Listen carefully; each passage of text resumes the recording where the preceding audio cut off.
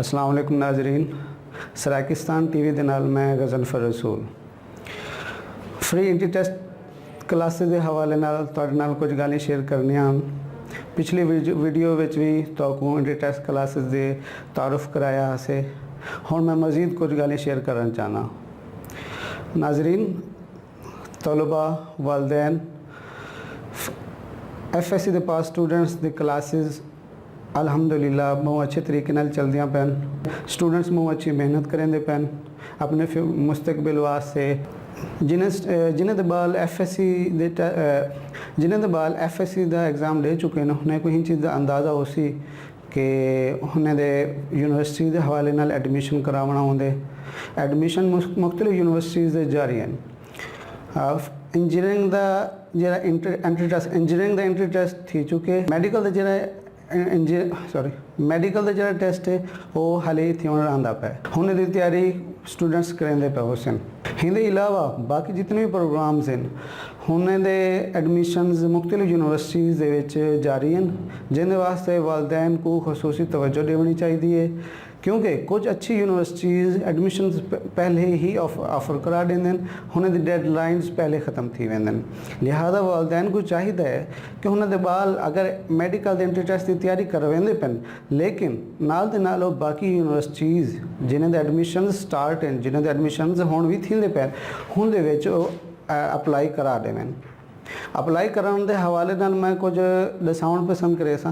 Apply करने के हवाले नाल मैं ये दसे सा स्टूडेंट्स के डॉक्यूमेंट्स रेडी रखने चाहिए, जिंदे विच हुणे दा बेफार्म थी वेंदे, मैट्रिक के रिजल्ट कार्ड की कॉपी, फर्स्ट ईयर के रिजल्ट कार्ड की कॉपी, डोमिसाइल ते हिंदे अलावा फोटोज़। ये चीज़ां तुहाडे कने रेडी लाते होवन, इन्हें को अटेस्टेड कराते अपने कने रागी लो।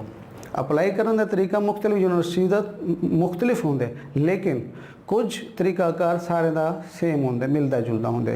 हुंदे कुछ गल ये हैं कि तुसा पहले फॉर्म गिंदो हर यूनिवर्सिटी का, जेह्ड़ी भी यूनिवर्सिटी तुसा अप्लाई करें दो, उनका प्रॉस्पेक्टस गिंदो, उनको रीड करें दो, उनके आखिर फॉर्म होंगे, एडमिशन फॉर्म होंगे, उनको फिल करें दो, उनके जो चीज़ ज़रूरत होंगी लिखण की वो लिख दो। मुतलका फ़ीस पे करें दो, अगर कुछ यूनिवर्सिटी फीस पे करवेंदे बैंक के थ्रू, कुछ नहीं करवेंदे। कुछ प्रॉस्पेक्टस विच ही पैसे आवेंदे, कुछ अलहदा कने चार्ज करेंदे, जो बैंक डिपॉजिट करावना पौंदे। तो फीस पे करने के बाद डॉक्यूमेंट्स नाल अटैच करने होंगे। डॉक्यूमेंट्स अटैच करते तुसां कंप्लीट एक जी फाइल बनवेंदी है, वो तुसां यूनिवर्सिटी के एडमिशन ऑफिस जमा करा देंदो। मुतलका डेडलाइन पूरी थीवन के बाद एक शेड्यूल होंगे पूरा उन्होंने हर यूनिवर्सिटी का कि last date to apply for documents होंगे बाद मेरिट लिस्ट लगती है। मेरिट लिस्ट के बाद वाला फीस जिन्हें बालें का ना आवेंदे लिस्ट उन्हें फीस जमा करावनी होंगी, एक शेड्यूल बना होंगे। तो पहले जना तुसा डॉक्यूमेंट्स जमा करा के सो जिन्हें डेडलाइन ख़त्म थी वे सी वाला मुतलका डेट जी उन्हें मैंशन की हो सी हूँ तारीख वाला लिस्ट लग वेंदी है।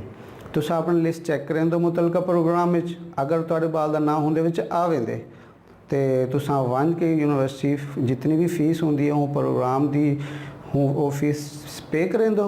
होंदे बाद पेड शुदा बैंक ड्राफ्ट होंदे या कुछ भी होंदे फॉर्म होंदे वो तुसा सबमिट करा देंदो, तुहाडे बाल का दाखला कन्फर्म थी वेंदे। ये एक कॉमन प्रोसीजर है अप्लाई करन दा ते एडमिशन खिनन दा। ही चीज़ को तुसा ज़हन च रखो। हिंदे बाद नेक्स्ट आंदा पे मेडिकल का टेस्ट, हूँ हवाले नाल असां इंशाअल्लाह ताला नेक्स्ट वीडियो च तो गाइड करे सूँ। हिंदे नाल ही मैं इजाज़त चाहना, अल्लाह पाक सारे हिंदे नाल ही मैं इजाज़त चाहना, अल्लाह पाक सबको खुश रखे। अल्लाह हाफिज़।